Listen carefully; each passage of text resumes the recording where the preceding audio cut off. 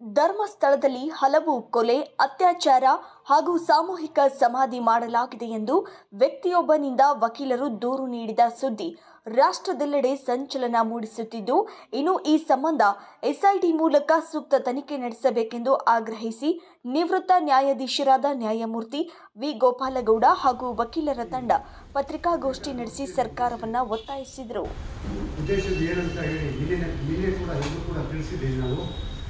ಅದರಂತೆ ಇವತ್ತು ಈ ಪತ್ರಿಕಾಗೋಷ್ಠಿಯಲ್ಲಿ ಉದ್ದೇಶಿಸಿ ಮಾತನಾಡಲಿಕ್ಕೆ ನಮ್ಮ ಮುಂದೆ ಜಸ್ಟಿಸ್ ಗೋಪಾಲಗೌಡರು, ಇದೇ ನಮ್ಮ ಮಾನ್ಯ ಹೈಕೋರ್ಟಲ್ಲಿ ಜಸ್ಟಿಸ್ ಆದವರು ಮತ್ತು ಸುಪ್ರೀಂ ಕೋರ್ಟಲ್ಲಿ ಕೂಡ ರಿಟೈರ್ಡ್ ಆಗಿದ್ದ ಸುಪ್ರೀಂ ಕೋರ್ಟ್ ಜಸ್ಟಿಸ್ ಗೋಪಾಲಗೌಡರು ಮುಂದೆ ಇದ್ದಾರೆ. ಜೊತೆಗೆ ಬಾಲನ್ ಅಡ್ವೊಕೇಟು ಅವರು ಇದ್ದಾರೆ.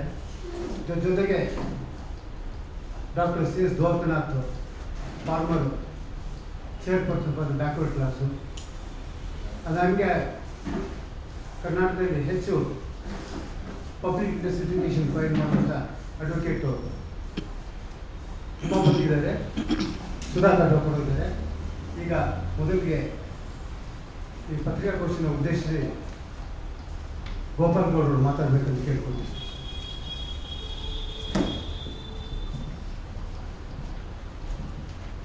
ಮಾಧ್ಯಮದ ಸ್ನೇಹಿತರೆ, ಈ ಮುಂಜಾನೆ ಈ ಪತ್ರಿಕಾ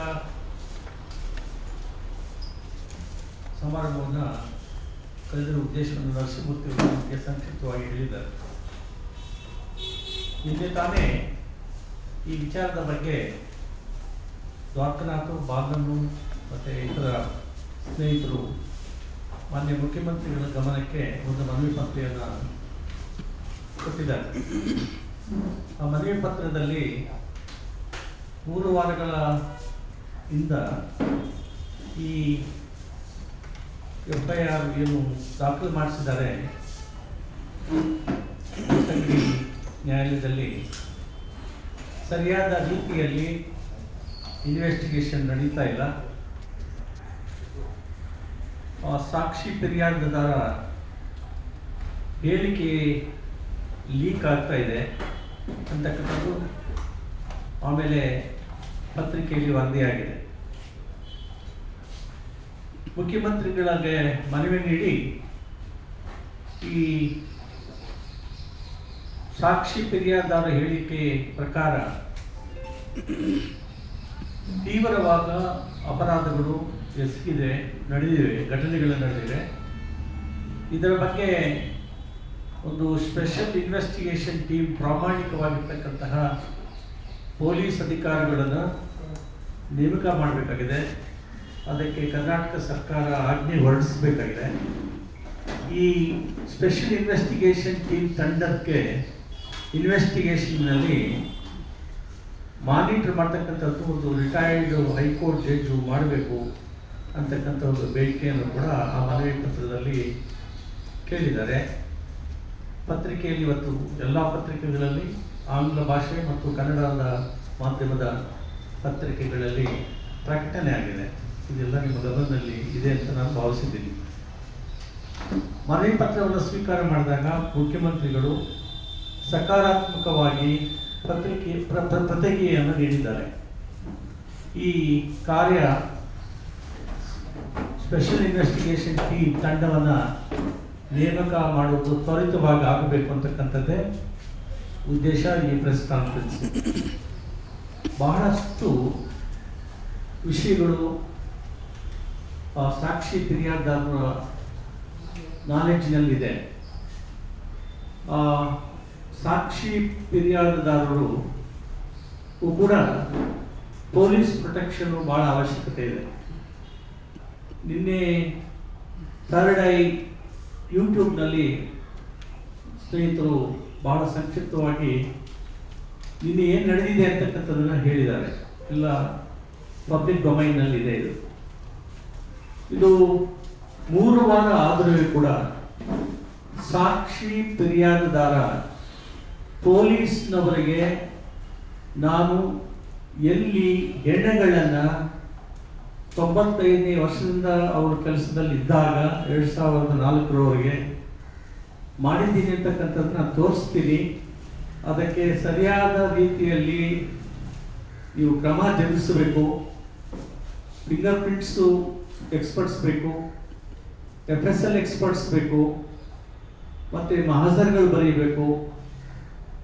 ಕಾರ್ಯವನ್ನು ತ್ವರಿತವಾಗಿ ಮಾಡ್ತಕ್ಕಂಥ ಅವಶ್ಯಕತೆ ಇರುವಾಗ ನಿನ್ನೆ ಒಂದು ಶವವನ್ನು ತೆಗಿತೀವಿ ಅಂತ ಹೇಳುವಾಗ ಪೊಲೀಸ್ನವರು FIR ರಿಜಿಸ್ಟರ್ ಮಾಡಿದ ಮೇಲೆ ತನಿಖೆಯನ್ನು ಕಾನೂನಿನ ಪ್ರಕಾರವಾಗಿ ತ್ವರಿತವಾಗಿ ಮಾಡಬೇಕಾಗಿರ್ತಕ್ಕಂತಹ ಶಾಸನಬದ್ಧ ಕರ್ತವ್ಯ ಮತ್ತು ಸಂವಿಧಾನಬದ್ಧ ಕರ್ತವ್ಯ ಪೊಲೀಸ್ ಅಧಿಕಾರಿಗಳಿಗೂ ಇದ್ದರೂ ಕೂಡ ಇದನ್ನು ಸರಿಯಾದ ರೀತಿಯಲ್ಲಿ ನಡೆಸ್ತಾ ಇಲ್ಲ, ಮಂದಗತಿಯಲ್ಲಿ ಮಾಡ್ತಿದ್ದಾರೆ. ಇದಕ್ಕೆ ಕಾರಣಗಳು ನೀವು ಇನ್ಫರೆನ್ಸ್ನ ಡ್ರಾ ಮಾಡ್ಬೋದು. ಇದರ ಹಿಂದೆ ಇದರ ಶಕ್ತಿಗಳು ಏನೇನು ನಡೆಯುತ್ತಿರ್ತವೆ ಅಂತಕ್ಕಂಥದ್ದು. ಆದ್ದರಿಂದ ಈ ಸ್ವತಂತ್ರ ಭಾರತ ದೇಶದಲ್ಲಿ, ಕರ್ನಾಟಕ ರಾಜ್ಯದಲ್ಲಿ ಧರ್ಮಸ್ಥಳ ಅಂತಕ್ಕಂಥ ಪುಣ್ಯಕ್ಷೇತ್ರ ಅಂತಕ್ಕಂಥದ್ದಲ್ಲಿ ಕೋಟ್ಯಾಂತರ ಜನರು ಭಕ್ತಾದಿಗಳಲ್ಲಿ ಹೋಗುವಾಗ ಇಂತಹ ಕೃತ್ಯಗಳು, ಅಪರಾಧಗಳು, ಮಹಾ ಅಪರಾಧಗಳು ನಡೆದಿರುವಾಗ, ಜನರ ಹತ್ಯೆಗಳನ್ನು ಮಾಡಿ ಹೂಣಿರುವಾಗ ಹೂಣಿರ್ತಕ್ಕಂತಹ ಒಬ್ಬ ಸಾಕ್ಷಿ ಫಿರ್ಯಾದುದಾರನೇ ಮುಂದೆ ಬಂದು ನಾನು ಹೇಳ್ತೀನಿ ಅಂತ ಹೇಳುವಾಗ 3 ವಾರ ಆದರೂ ಕೂಡ ಇದರ ಬಗ್ಗೆ ಗೃಹ ಸಚಿವರ ಪ್ರತಿಕ್ರಿಯೆ ಮತ್ತು ತನಿಖಾಧಿಕಾರಿಗಳ ಮಂದಗತಿಯ ಕಾರ್ಯ ಅದು ನಾವು ಮೆಚ್ಚತಕ್ಕಂಥದ್ದಲ್ಲ. ಆ ದಿಕ್ಕಿನಲ್ಲಿ ಅವರು ಆದ್ದರಿಂದ ಈ ಪ್ರೆಸ್ ಕಾನ್ಫರೆನ್ಸ್ ಅನ್ನ ಇವತ್ತು ನಿಮ್ಮೆಲ್ಲರನ್ನು ಕೂಡ ಆಹ್ವಾನಿಸಿದ್ವಿ. ಯುವತಿಯರು ಇವರು ಎಲ್ಲರೂ ಕೂಡ ಧರ್ಮಸ್ಥಳ ಸುತ್ತಮುತ್ತಲು ಹಳ್ಳಿಗಳಲ್ಲಿ ವಾಸ ಮಾಡುವರು.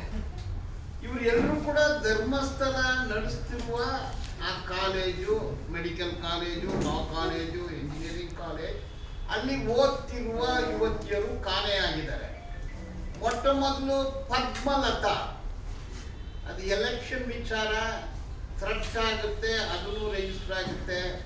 ಪದ್ಮಲತಾ ಅತ್ಯಾಚಾರ ಮಾಡಿ ಕೊಂದಿದ್ದಾರೆ ಅನ್ನೋ ವಿಚಾರ ಎಲ್ರಿಗೂ ಗೊತ್ತಿದೆ. ತದನಂತರ ಅನನ್ಯ ಭಟ್, ಇವತ್ತು medical college first year student, ಅವಳನ್ನು ಅತ್ಯಾಚಾರ ಮಾಡಿ ಕೊಂದಿದ್ರು. Vedavalli mistaken identity, Soujanya, target ಇದ್ದಿದ್ದು ಬೇರೆ ಹುಡುಗಿ, ಅವ್ರ ಜಮೀನನ್ನು ಕೇಳ್ತಾರೆ, ಇವರು ಜಮೀನು ಕೊಟ್ಟಿಲ್ಲ, ಮಾರಾಟ ಮಾಡಿಲ್ಲ ಅಂದು ಆ ಯುವತಿಯನ್ನ ಆವತ್ತು ಅಪ್ಡೇಟ್ ಮಾಡಕ್ಕೆ ಪ್ಲಾನ್ ಇತ್ತು. ಐಡೆಂಟಿಟಿ ಮಿಸ್ಟೇಕ್ ಅಲ್ಲಿ ಸೌಜನ್ಯನೆಲ್ಲ ಕೊಂದ್ರು. ಅಂದ್ರೆ ಸುಮಾರು ಯುವತಿಯರು ಅತ್ಯಾಚಾರಕ್ಕೆ ಒಳಪಟ್ಟು ಕೊಲೆಯಾಗಿದ್ದಾರೆ. ಈಗ ಕಣ್ಣಾರೆ ಕಂಡ ಸಾಕ್ಷಿ, ಇಷ್ಟವರೆಗೆ ಕಣ್ಣಾರೆ ಕಂಡ ಸಾಕ್ಷಿ ಇರಲಿಲ್ಲ.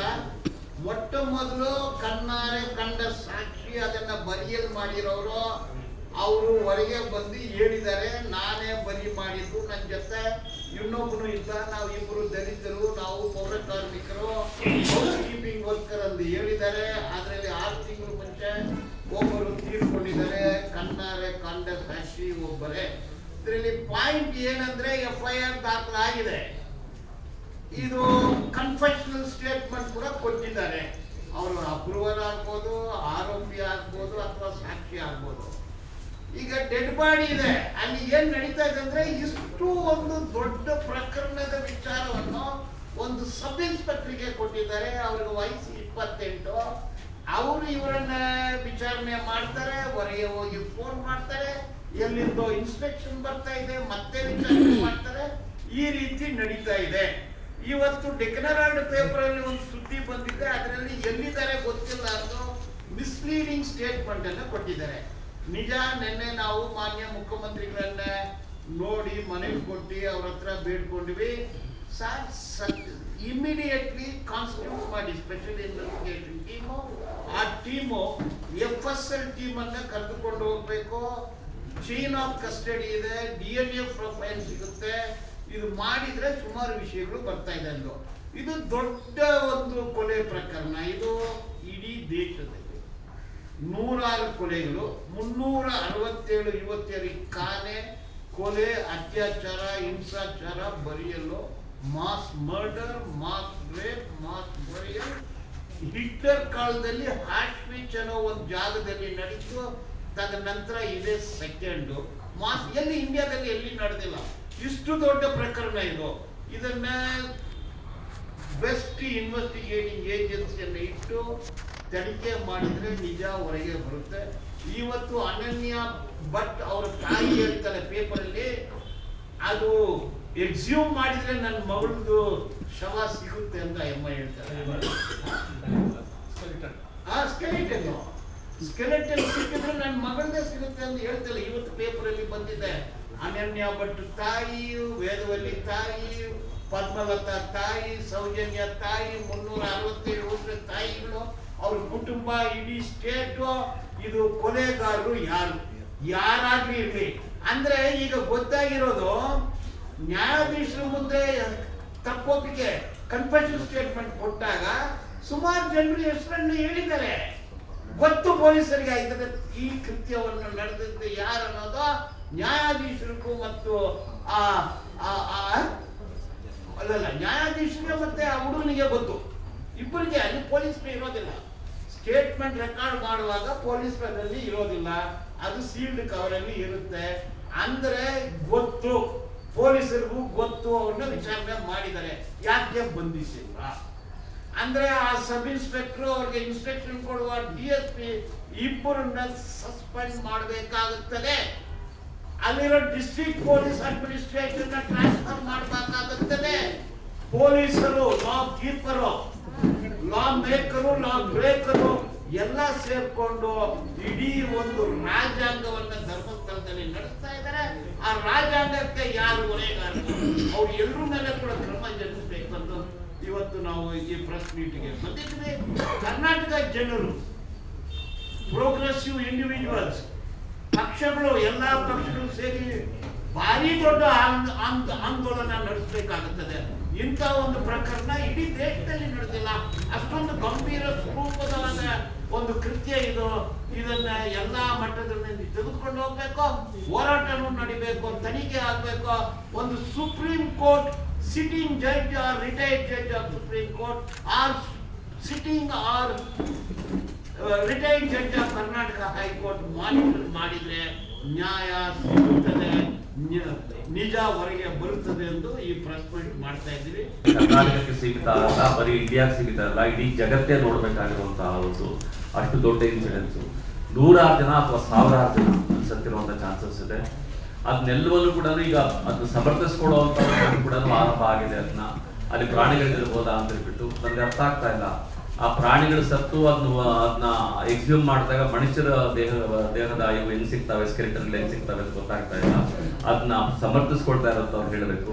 ಅವ್ರಿಗೂ ಹೇಳ್ತಾ ಇದ್ದೀನಿ, ನಿಮ್ಮನೆಯಲ್ಲೇ ಒಬ್ಬ ಹೆಣ್ಮಗಳಿಗೆ, ಒಬ್ಬ 13, 14, 15 ವರ್ಷದ ಹೆಣ್ಣು ಮಗಳಿಗೆ ಈ ರೀತಿ ಬರಬರವಾಗಿ ಕ್ರೂರವಾಗಿ ಆಕೆನ ಆ ಮಗುನ ರೇಪ್ ಮಾಡಿ ಸುಟ್ಟು ಕೊಂದ್ರೆ ನಿಮ್ಗೆ ಏನ್ ಅನ್ಸುತ್ತೆ ಅಂತ ಒಂದ್ಸಾರಿ ಯೋಚನೆ ಮಾಡಿ. ಈಗ ನಾವಿದ್ ಮಾಡೋದ್ರಿಂದಾಗಿ ನಮ್ಗೆ ಯಾರಿಗೂ ಕೂಡ ಬೇರೆ ಯಾವುದೇ ವೆಬ್ಸೈಟ್ ಇಂಟ್ರೆಸ್ಟ್ ಇಲ್ಲ. ನಮ್ಗಿರುವಂತದ್ದು ಸಾರ್ವಜನಿಕ ಇಂಟ್ರೆಸ್ಟ್ ಮಾತ್ರ ಇದೆ. ನಾವು ಸಾರ್ವಜನಿಕವಾಗಿ ಹಿಂಗ ಆಗ್ತಾ ಇದೆಯಲ್ಲ ಅನ್ನೋದನ್ನ ನಾವು ಎಲ್ಲರ ಮುಂದೆ ತರುವಂತದ್ದು. ಮತ್ತು ಇಲ್ಲಿ ನ್ಯಾಯ ಕೊಡಿಸ್ಬೇಕು. ಮತ್ತು ಆ ಸತ್ತ ಆತ್ಮಗಳಿಗೆ ನಿಜವಾಗ್ಲೂ ಕೂಡ ಒಂದು ಅವ್ರಿಗೊಂದು ಸಾಂತ್ವನ ಸಿಗ್ಬೇಕು. ಆ ಕುಟುಂಬಗಳಿಗೆ ಬಹಳ ಪ್ರಮುಖವಾಗಿ. ಆ ಹೆಣ್ಮಗಳ ತಾಯಿ ಹೇಳ್ತಾ ಇದ್ರೆ ಹೊಟ್ಟೆ ಎಲ್ಲ ಉಳಿತಾ ಇತ್ತು. ಆ ಹೆಣ್ಮಗಳ ತಾಯಿ ಕೇಳ್ತಾ ಇದ್ದಾಳೆ, ನಾವು ಬ್ರಾಹ್ಮಣ ಕುಟುಂಬದಿಂದ ಬಂದವರು, ನಾವು ಸಂಪ್ರದಾಯ ಮಾಡಬೇಕಾಗಿದೆ. ಆ ಮಗುವಿನ ಸ್ಕೆಲಿಟನ್ ಆದ್ರೂ ಕೊಡಿ, ನಾವು ಅದನ್ನಾದ್ರೂ ನಾವು ಬರೆಯೋದು ಮಾಡಿ ನಾವು ಸಂಪ್ರದಾಯ ಪ್ರಕಾರ ಮಾಡ್ತೀವಿ ಅಂತಹ ಹೀನ ಮಟ್ಟದಲ್ಲಿ ಬಹಳ ಹೀನಾಯವಾಗಿ ಆ ಹೆಣ್ಮಗಳು ಬೇಡಾಡ್ತಾ ಇದ್ದಾಳೆ. ಇದನ್ನೆಲ್ಲವನ್ನು ನೋಡಿದಾಗ ನಾವೆಲ್ಲರೂ ಕೂಡ ಇದ್ರ ಜೊತೆಲಿ ನಿಲ್ಬೇಕಾಗಿದೆ. ಅಲ್ಲಿ ತಪ್ಪಿತಸ್ಥರು ಯಾರೇ ಆಗಿರ್ಲಿ, ಅವ್ರು ದೊಡ್ಡವರಾಗಿರ್ಲಿ ಚಿಕ್ಕವರಾಗಿರ್ಲಿ, ನಾನು ಇಂಥವ್ರು ಅಂತ ಹೇಳ್ತಾ ಇಲ್ಲ, ಅವ್ರಿಗೆ ನಿಜವಾಗ್ಲೂ ಕೂಡ ಶಿಕ್ಷೆ ಆಗ್ಬೇಕು. ಮುಂದೆ ಈ ರೀತಿಯ ಅನಾಹುತಗಳು ಆಗದಂಗೆ ನಾವು ಮುನ್ನೆಚ್ಚರಿಕೆಗಳನ್ನ ವಹಿಸಬೇಕು ಅಂತ ಹೇಳಿ ನಾನು ಮಾತು ಮುಗಿಸ್ತಾ ಇದ್ದೇನೆ. ಸುದ್ದಿ 18 ಸದಾ ನಿಮ್ಮೊಂದಿಗೆ.